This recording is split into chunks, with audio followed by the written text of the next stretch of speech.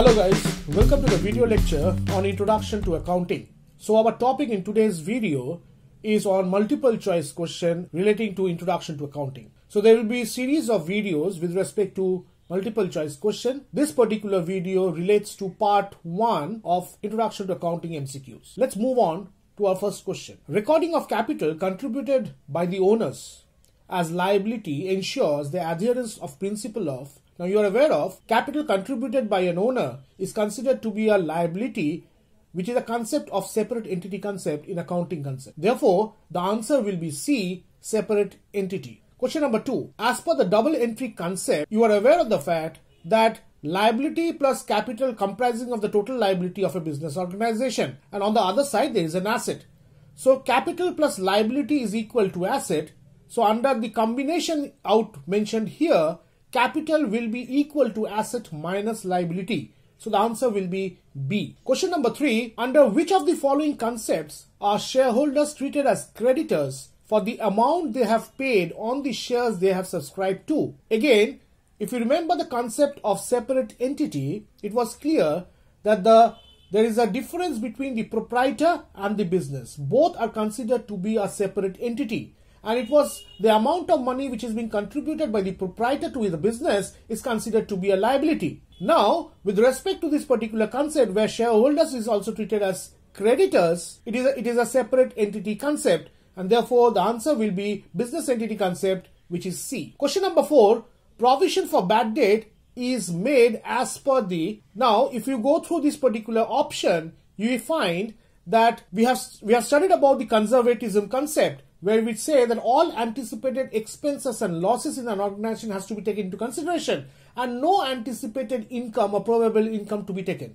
Therefore, a provision for bad debt, that means whether a bad debt is going to happen or not, you require to create provision to be rather on a safe side, is a conservative approach, and therefore the answer will be B. Which of the following concept assumes that a business will last indefinitely? If you have gone through the accounting concept video, you find that going concern concept states that the business will run forever for a considerable long period of time, and there will be no dissolution or termination of the business unless it's a terminable venture. Therefore, a business will last indefinitely is a part of going concern. Answer will be B. Which of the following is an example of personal account? Now, machinery is a real account, rent is a nominal account, cash is a part of a real account, creditors are all those people from whom you are going to receive money, so they are part of personal account, so the answer will be D, creditors. Payment received from debtors. Now, when you are receiving certain amount of money from debtors, your cash balance or your bank balance increases. On the other side, the debtor balance falls because the debtor has paid you the money. So in turn, the result, there is no change in the total asset. Therefore, the answer will be C. Question number 8, cash purchases. Now, if you have purchased goods via cash, the overall stock in your business has increased because you have purchased. Similarly, cash has also gone down. So your stock level has increased, but your cash balance has gone down. Therefore, in the asset side, there is no change. Therefore, the answer will be B, resulting in no change in the total asset. Question number 9. A journal is a book of original entry, classified summary of all transactions. You are aware of classification of transaction is basically part of ledger. Permanent record? No, it's not a permanent record. Both A and C? No. So therefore, journal is a book of original entry as per the definition of journal. Question number 10. Goods returned from X is entered as. Now, if goods has been returned from X, that means you have sold goods to X and X is returning it back. So it's a part of sales return. Sales is credited. Therefore, sales return has to be debited. And from X, X is a giver. Therefore, X has to be credited. Therefore, debit sales return account and credit X account. The answer will be C. Question number 11. When fixed assets are sold, now if you are selling fixed asset, your overall asset balance goes down, but your cash or your bank balance goes high because the money is coming back in your pocket. Therefore, there will be no change in your overall asset position. Therefore, the answer will be D. Withdrawal of goods from stock by owner of the business for personal use should be recorded as. You are aware of one of the rules for journal that when a proprietor takes in goods or services from the business for personal purpose is termed as drawings.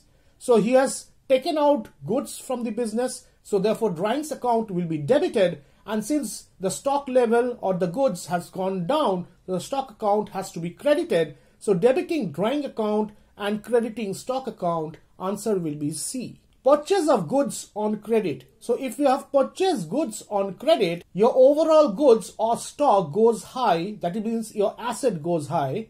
On the other side, since you have purchased goods on credit, you require to pay to that particular creditor, your creditor balance also goes high. So your creditor is your liability, whereas stock is an asset. Your stock goes high, your creditor goes high, that means your asset goes high, your liability also goes high. That means increase both asset and liability, answer will be C. Purchase of raw materials for cash. Now if you have purchased raw material, that means your stock level in your business has gone high, and since you have paid it by cash, that means your cash balance has fallen. Stock being a part of asset has increased, cash being a part of asset has decreased. Therefore, there is no change, which means leaves the total asset balance unchanged, and therefore the answer will be B. Let's move on to question number 15. Which of the following statement is false? Wages paid on installation of a machine should be credited to cash account. Now, wages paid on installation of a particular machine, naturally you are paying the wages in terms of cash, so cash account has to be credited. Now, this particular statement is right. A sale of a computer that has been used in the business should be debited to cash account. It's right because you have sold your computer, so it will be cash account debit to computer. Cash has been debited. It's right.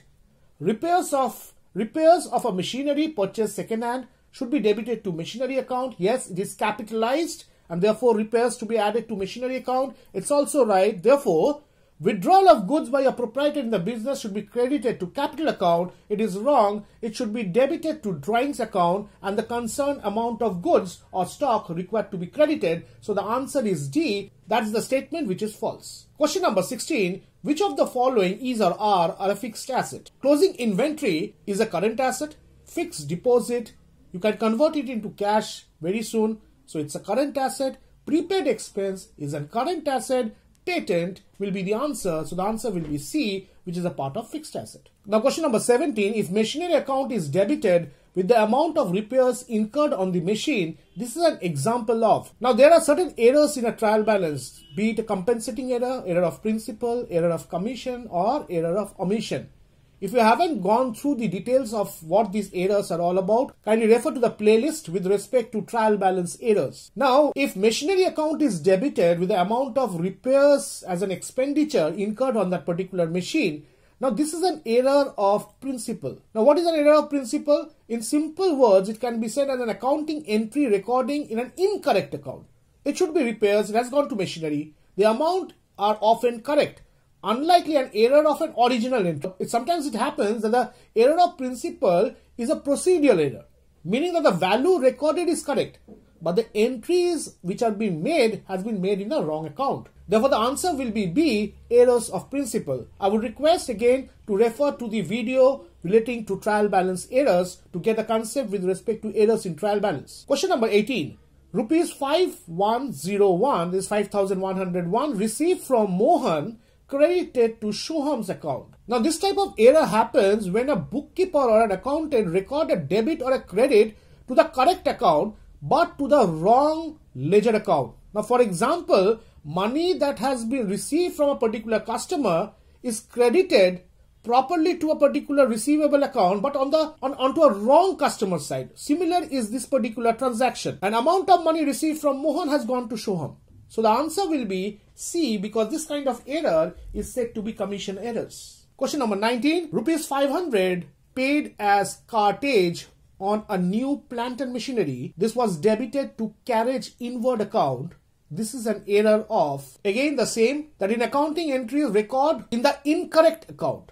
The amount are often correct, but you have recorded it in a wrong account. This should have been capitalized to plant and machinery, but you have sent it to carriage inward account. So it's an error of principle. The answer will be A. Question number 20. Rupees 4,500 paid Mr. M as salary for the month of December 2012 was debited to his account. So this is a what kind of an error?